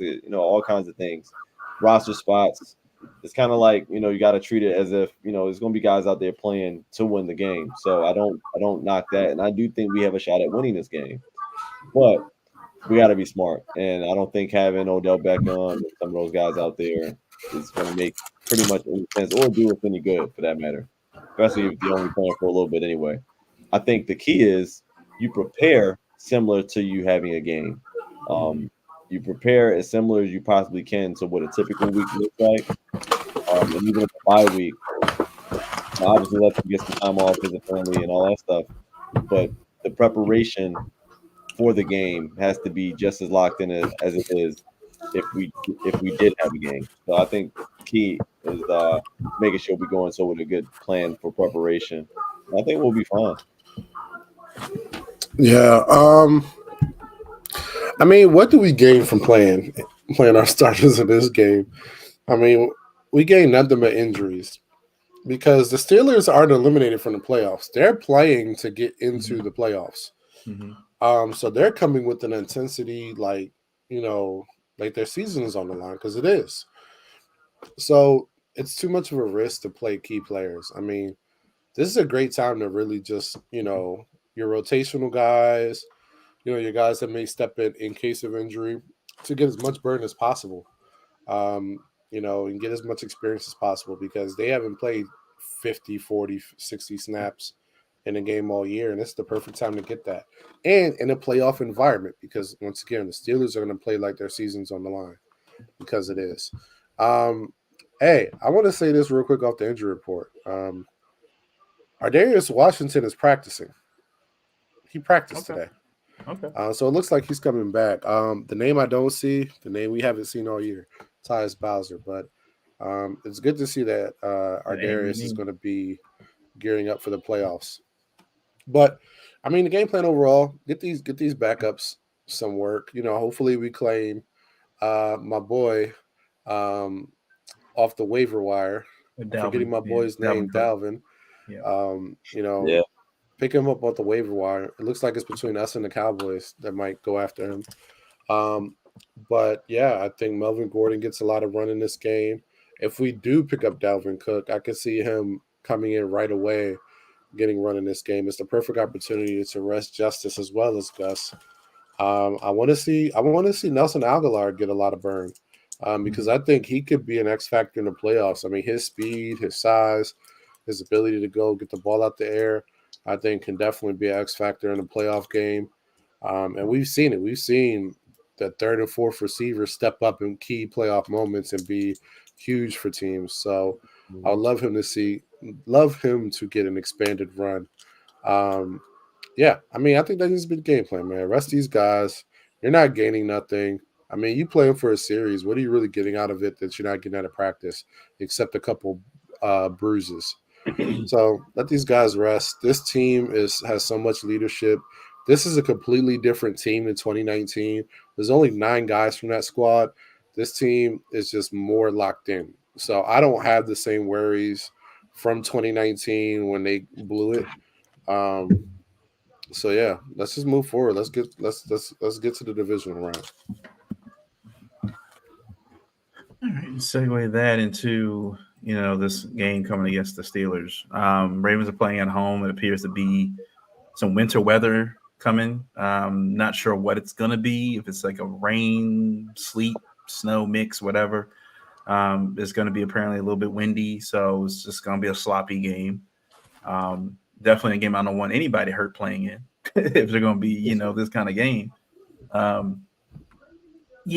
think what the Ravens need to do also is don't play a vanilla offense, even with your backups here. I think they still have to run the offense, right? I think that even from Monken, these assistant coaches and things like that, like they still have to don't, like you said, you can't take football off, right? So I think the mindset for the rest, everybody that's going to be out there is, I know Lamar ain't out here. I know, the rest, most of the stars are not out here, but it's going to be important to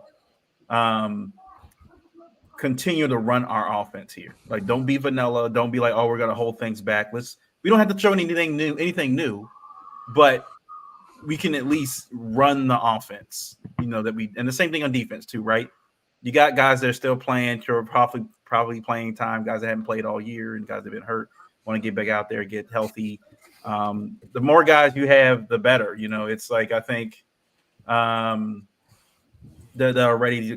Ravens have been next man up. The more meaning to that statement than any time this year.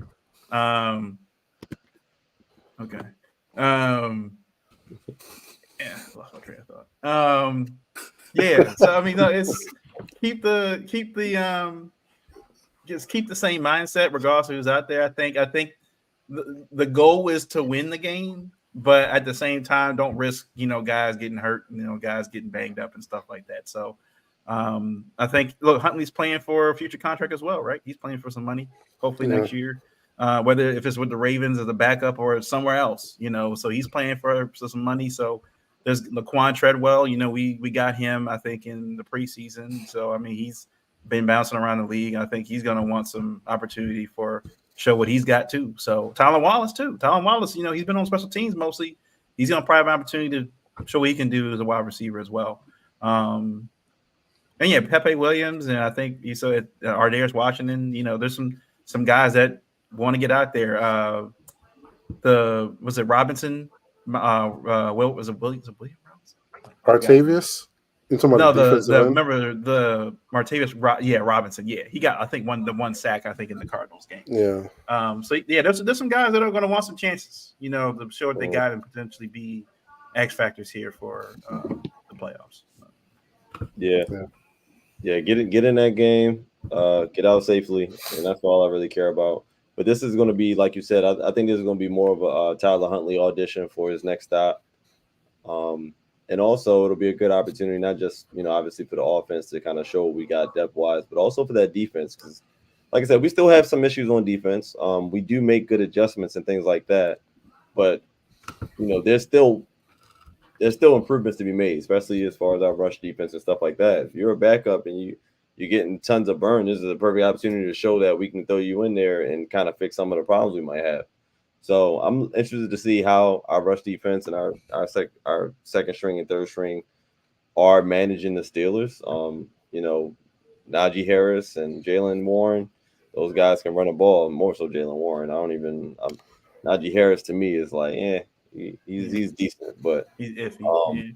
It'll be interesting to see how they handle those guys. But yeah, get in that game, get out safely, and I'm perfectly good. I can care less. It would be nice to spoil their playoff potential with this. I'm not sure what they need to get in still. Obviously they need to win and probably some help. I don't know what that help is, but just hoping for them to knock them out somehow, some way, and then that'll make for another interesting bye week for us. Just sit back and relax, knowing that we did that. So it'll be nice to do that, and we'll see.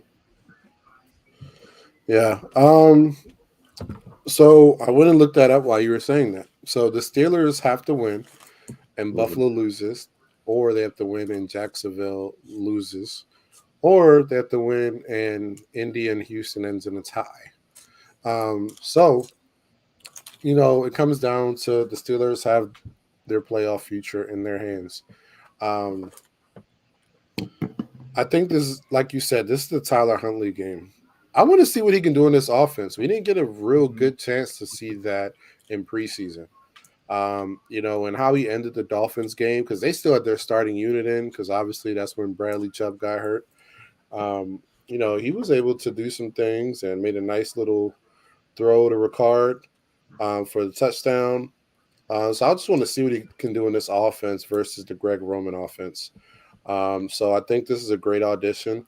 There's about 14 teams that probably need a starting quarterback or a bridge quarterback next year. This is a perfect audition for Tyler Huntley. I think it's a perfect audition for Melvin Gordon. I think if we do claim Dalvin Cook, this is a perfect audition for him. And a lot of guys. I mean, Nelson Aguilar, he's on a 1-year contract, I think.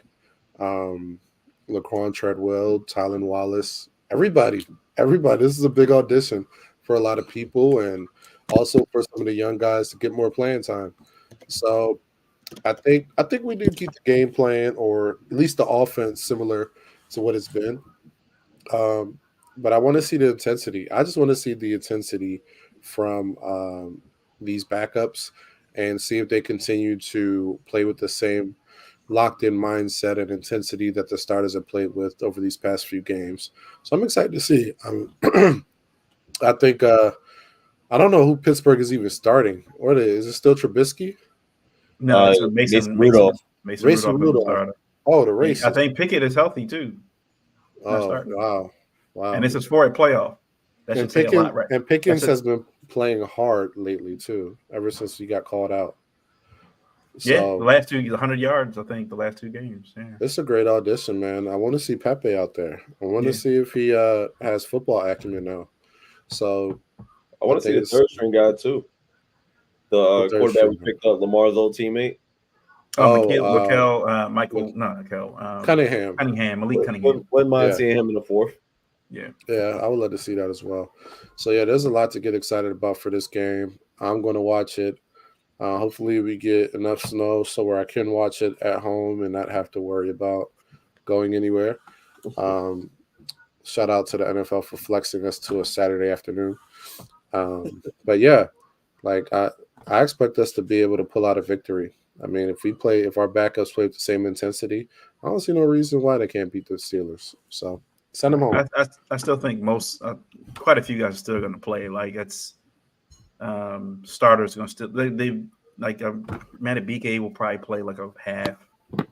I think Oway needs to stay out there because I'll say this: the only reason he got that sack is because he jumped off sides and he didn't call it.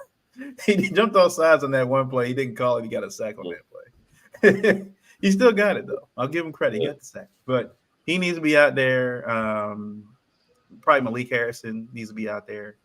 Yeah, this. I think there's gonna be enough talent still on both sides of the ball that they can still make this competitive game. Because I mean, what would be the icing on the cake to knock the Steelers out of the playoffs, right? Icing on the cake. And it's at home, so yeah. Or you can only sit like. Is there a limit? Because of the roster, we don't have enough. Like that's true. Yeah, hard they have to play. They got to play a injuries. certain amount of guys, right? Yeah.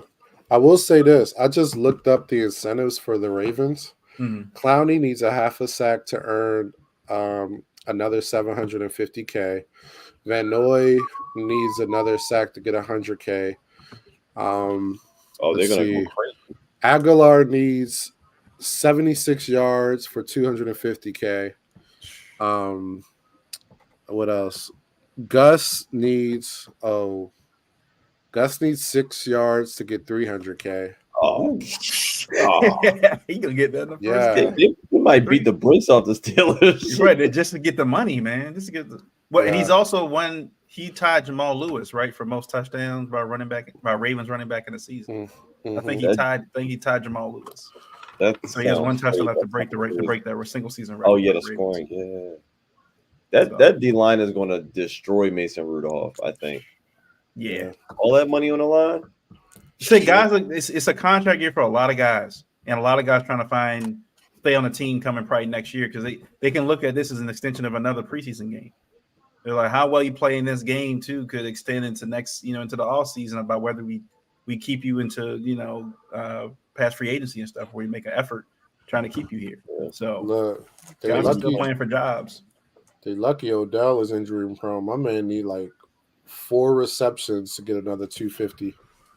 He might play that first quarter. Just throwing a little quick screen. Just throwing a little quick routes real quick. Get him a forecast, get him off the field. Give him forecast on that first drive, he can be off the field. But so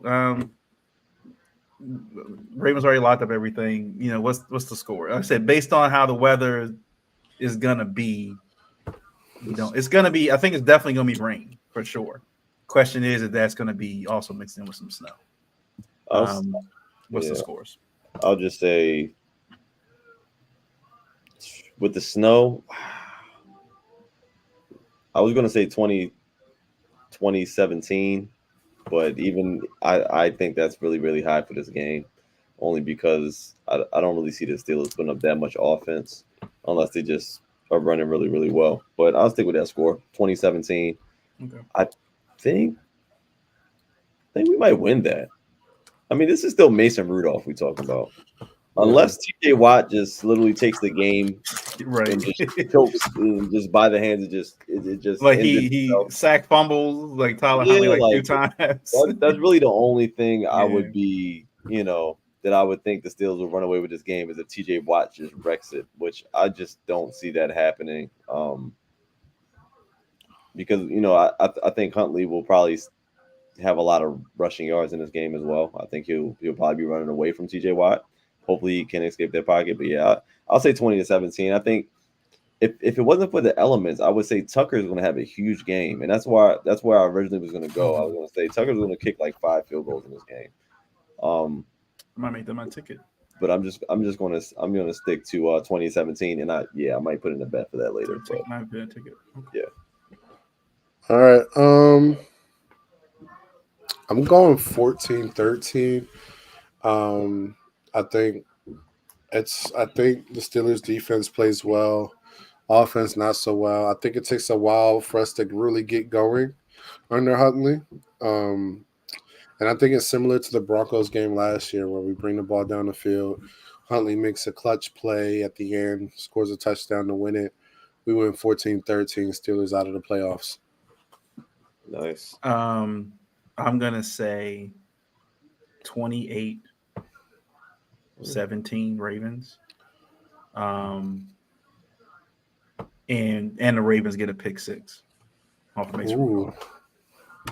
Yeah. Like that. I feel like the Steelers fans been a little too happy about Mason the last 2 weeks. Like, oh yeah, Mason Rudolph we talking about here. Like, y'all They ain't This, playing this nobody. is how down bad they are, right? This is how down bad they are. Like y'all getting excited over Mason Rudolph. It's bad. It's troubling times in Pittsburgh.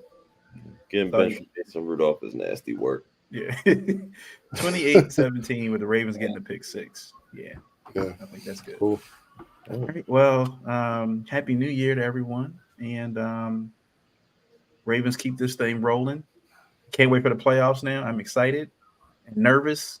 I'm going to be the most stressed I've been probably in the next 4 weeks. But yeah, I'm ready for it. Ready for this team. Ready for this. What this team has.